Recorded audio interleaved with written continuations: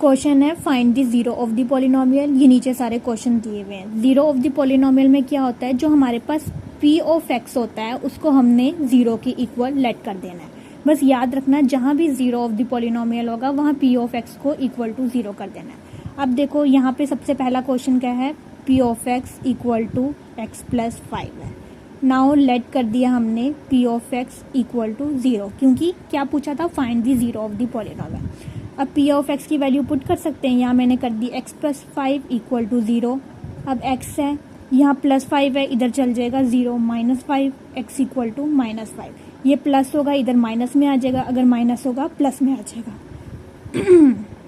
अब देखो सेकंड क्या है, P of x equal to x minus 5 है। हमने लेट किया है P of x equal to zero, क्योंकि find the zero of the polynomial बोला है। पी ऑफ एक्स में वैल्यू पुट कर ली, x minus 5 equal to zero.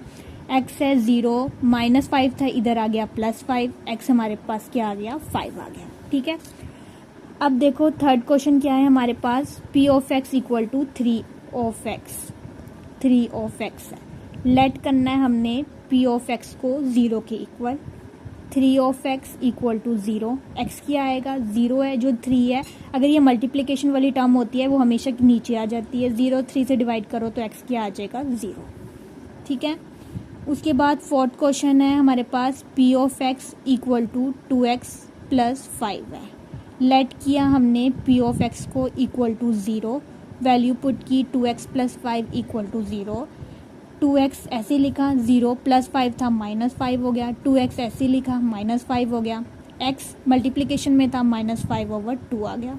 ये आ गई हमारे पास x की value.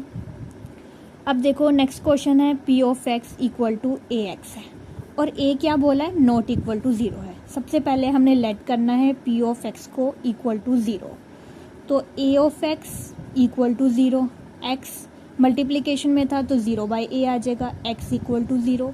Therefore a not equal to zero तो नहीं आ रहा ना, तो x इक्वल टू जीरो आ रहा है, ये सॉल्व हो गया।